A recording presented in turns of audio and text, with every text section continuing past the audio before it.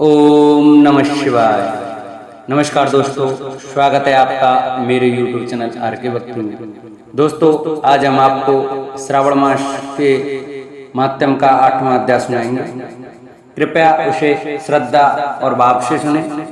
जो भक्त हमारे चैनल पर नए आए हैं वो हमारे चैनल को सब्सक्राइब करें, वीडियो को लाइक करें और कमेंट में हर हर महादेव ओम नमः शिवाय जरूर लिखें।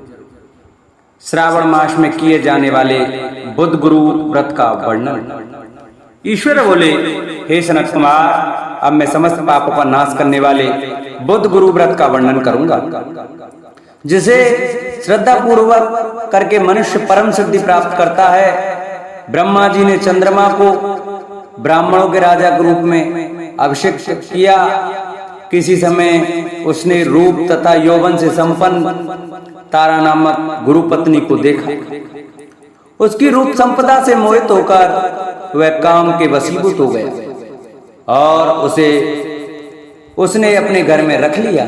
इस प्रकार बहुत दिन बीतने पर उसे बुध नामक एक पुत्र हुआ, जो बुद्धिमान, सौंदर्यशाली तथा सभी शुभ लक्षणों से युक्त था।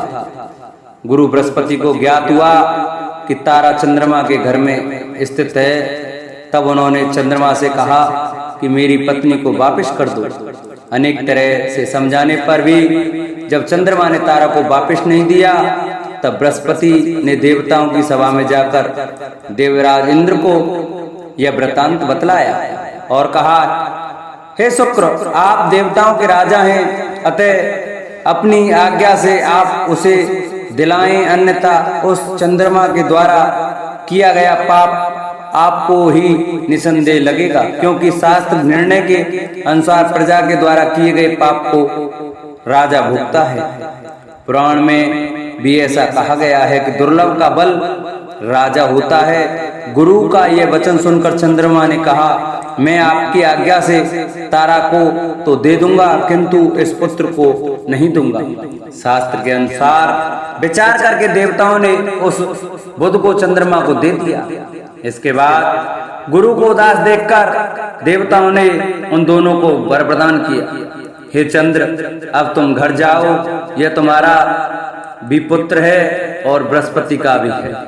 यह तुम्हारा पुत्र ग्रहों में प्रतिष्ठित होगा।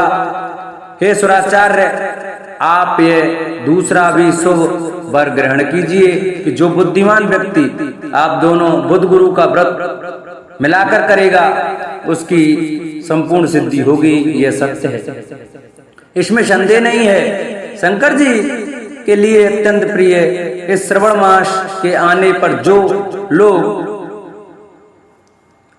बुधवार तथा बृहस्पतिवार को पूजन व्रत करेंगे, उन्हें सिद्धि प्राप्त होगी। इस व्रत में दही तथा भात का नैवेद्य व्रत सिद्धि में मूल हेतु है। स्थान वेद से आप दोनों की मूर्ति लिखकर पूजन करने से भिन्न भिन्न फल प्राप्त होता है।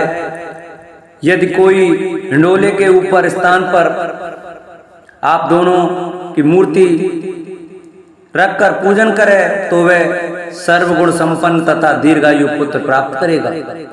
यदि मनुष्य कोषागार में मूर्ति को रखकर पूजन करता है तो उसको कोष बढ़ते हैं और वे कभी क्षय को प्राप्त नहीं होते। इसी प्रकार पाकालय में पूजन करने से पाक वृद्धि और देवालय में पूजन करने से उनकी कृपा प्राप्त होती है।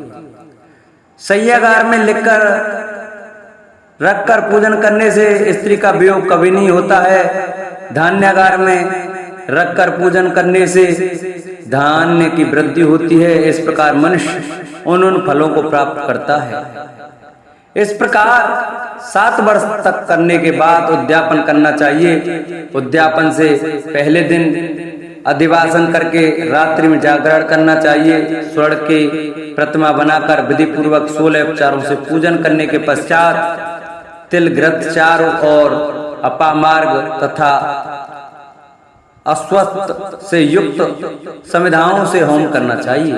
अंत में पूर्णाहुति देनी चाहिए। उसके बाद मामा व भांजे को प्रयत्न पूर्वक भोजन करना चाहिए।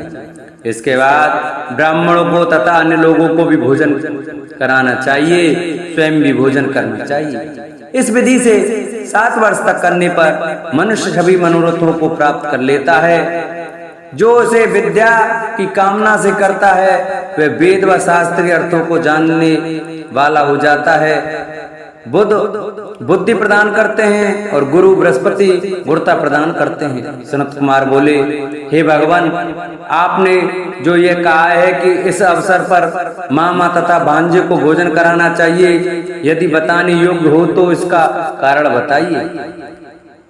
ईश्वर बोले, हे सनत कुमार, पूर्व काल में अत्यंत दीन तथा दरिद्र कोई 2 ब्राह्मण थे। वे दोनों मामा भांजे थे।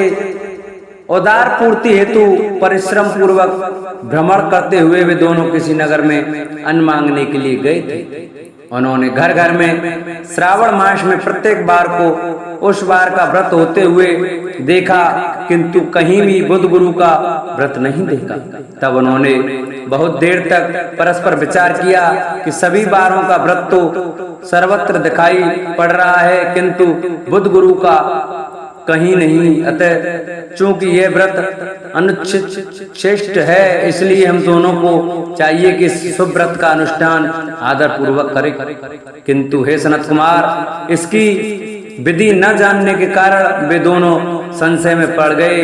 तब रात्रि में उन्हें स्वप्न में इस व्रत की विधि दृष्टोगोचर हो गई। इसके बाद उन्होंने उसकी विधि के अनुसार व्रत को किया, जिससे उन्होंने अपार संपदा प्राप्त की। प्रतिदिन उनकी संपत्ति बढ़ने लगी और सभी लोगों को ज्ञात भी हो गया। इस प्रकार 7 वर्ष तक करके वे पुत्र व पौत्र आदि से संपन्न हो गए। उसके बाद उनके ऊपर प्रश्न होकर बुद्ध व गुरु प्रकट हुए और उन्होंने उन दोनों को यह वर दिया, आप दोनों ने हम दोनों के निमित्त इस व्रत को प्रवर्तित किया है। अतः आज से कोई भी इस व्रत को करे, उसे व्रत की समाप्ति पर मामा तथा भांजी को प्रयत्न पूर्वक भोजन कराना चाहिए। इस व्रत के प्रभाव से उसे सभी कामनाओं की परम सिद्धि हो जाती है और अंत में चंद्र सूर्य पर्यंत उसका हमारे लोक में वास होता है। इस प्रकार श्री स्कंद पुराण के अंतर्गत ईश्वर सनत कुमार संवाद में श्रावण मास महात्म्य में बुद्ध गुरु व्रत कथन नामक 8वां अध्याय पूर्ण हुआ। बोलो शंकर भगवान की जय।